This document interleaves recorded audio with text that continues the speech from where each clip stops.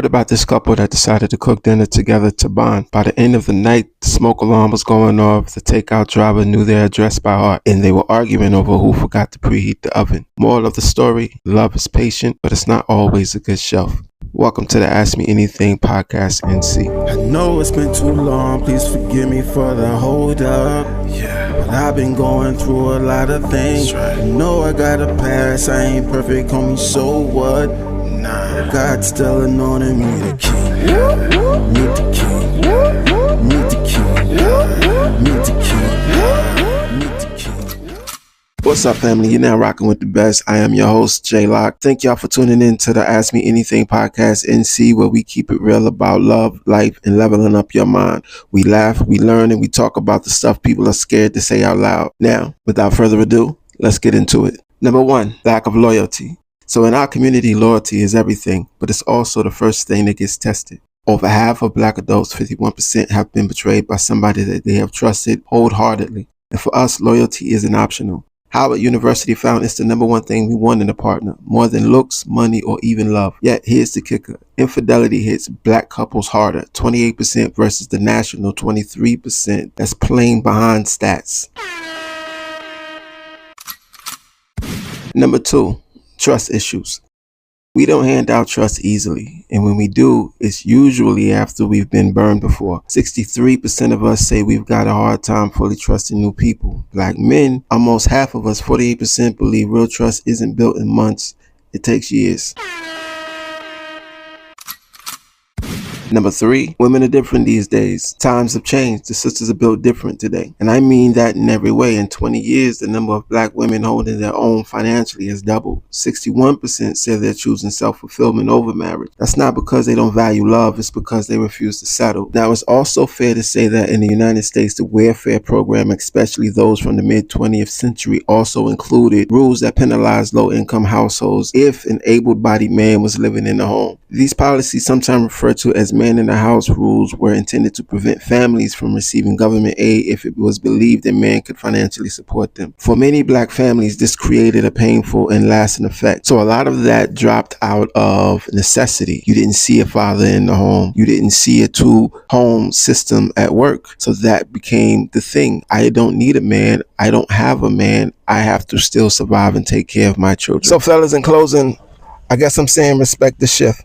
Fellas, match your energy or step aside. That's how you build something that lasts. Number 4, triggers. Ever reacted to something and thought, where did that come from? Yeah, that's a trigger. And if you don't know yours, it can cost you more than you think. Let's break it down. Sometimes your reaction isn't about what's happening now. It's about something that happened years ago. 70% of us had lived through at least one childhood trauma. Black men with unhealed trauma are 3 times more likely to blow up in arguments. And still 45% of our people believe therapy means you can't handle life. That's what's killing us. So, know your triggers. They can stop controlling you. Heal first, love better. Number 5, trauma. We all carry stories that shaped us. Some of us are carrying weight that's not even ours. Talk about trauma and how it follows us until we deal with it. This is not about one bad moment. It's about growing up. It's about environments that constantly test your spirit. Black folks face more community violence than any other group in America. 40% of us are dealing with anxiety, depression right now. That generational weight changes how we love, how we trust, and how we let people in. Number 6, I am private. Some call it being secretive. I call it protecting my peace. Let's talk about privacy and why keeping your business yours might be the smartest move you make.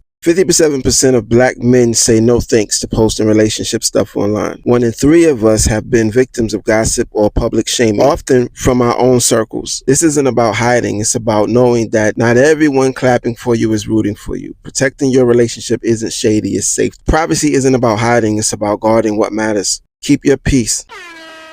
Number 7. Family business. We all grew up hearing what happens in this house stays in this house. But is it protecting us or hurting us? Let's talk family business. More of us are living in multi-generational households than 20 years ago. Up 15%, 80% of us say protecting the family name is top priority. But keeping everything secret, that's why generational problems keep repeating. Sometimes protecting the image has cost us the truth. And without truth, there's no healing. Breaking generational curses start with breaking generational silence. Number 8, can she get past her past? Brothers, sometimes you're not fighting with her, you're fighting with her past. Let's talk about what that means and how to move through it. Black women who face childhood trauma are twice as likely to struggle with trust. Almost half, 40%, say heartbreak from years ago still shapes how they date today. And healing takes longer when your community treats therapy like a weakness. If you want to love her now, you've got to understand the battle she's already fought. Patience isn't optional, it's required. You can't fix her past, but you can help her feel safe in her present. That's love. Number 9. Can I get past my past? Fellas, we say we've moved on, but have we really? Or are we just moving around our pain? Let's get real about healing. Black men are way less likely to go to therapy. Only 20% versus 39% for black women, even though we've been through the same trauma. 1 in 3 brothers admit that they've lost a good woman because they weren't healed yet. And 20% more of us believe you just push through it instead of dealing with it. But the truth is, pushing through it without processing it isn't strength. It's a slow leak that'll ruin your whole foundation. Stop letting yesterday control your tomorrow. Do the work. Heal for real. Number 10, I'm selfish. They say I'm selfish, maybe I am, but is it selfishness or survival? Let's unpack it. Over half of black singles, 54%, admit their struggle to balance their own needs with a partner. Self-care culture is big in our community now, but too much self-focus can turn into isolation. Brothers who grew up protecting themselves often don't know how to let someone in. Sometimes me first is just a habit we picked up from always having to protect ourselves. But love doesn't work if you're always holding the shield. Survival mode is for war. Partnership is for peace. Know the difference.